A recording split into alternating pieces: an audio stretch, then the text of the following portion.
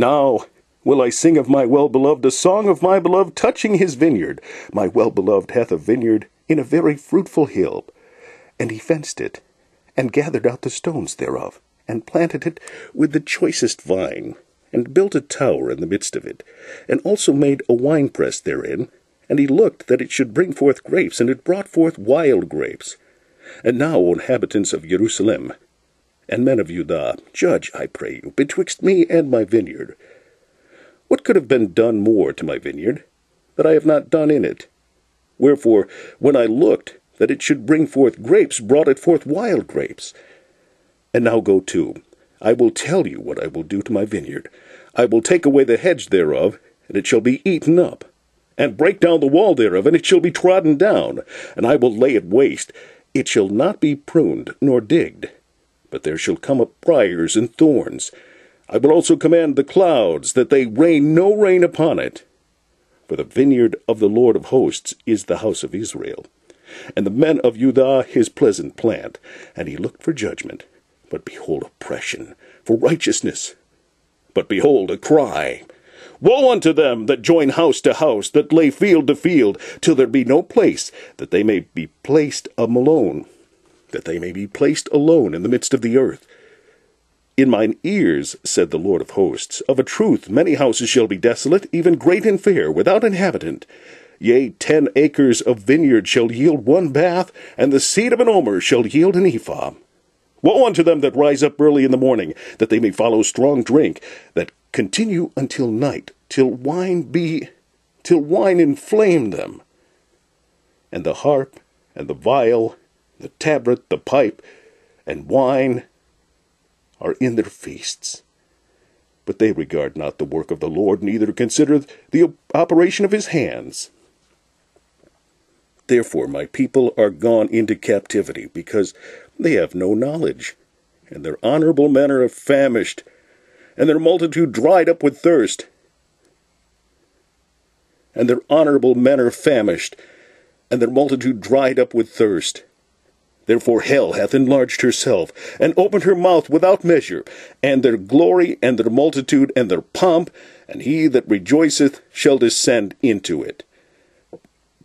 And the mean man shall be brought down, and the mighty man shall be humbled, and the eyes of the lofty shall be humbled.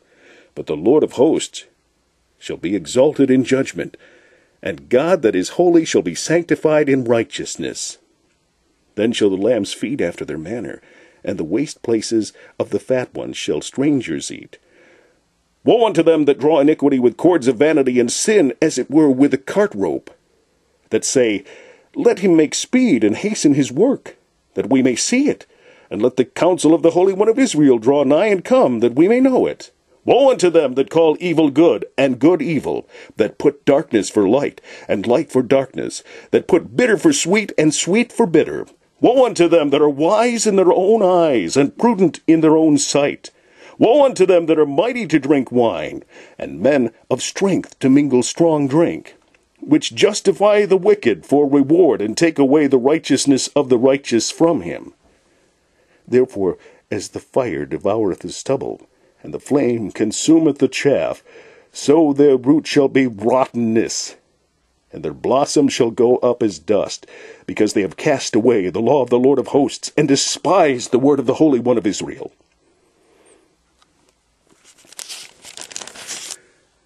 Therefore is the anger of the Lord kindled against his people, and he shall stretch forth his hand against them, and hath smitten them. And he hath stretched forth his hand against them, and hath smitten them.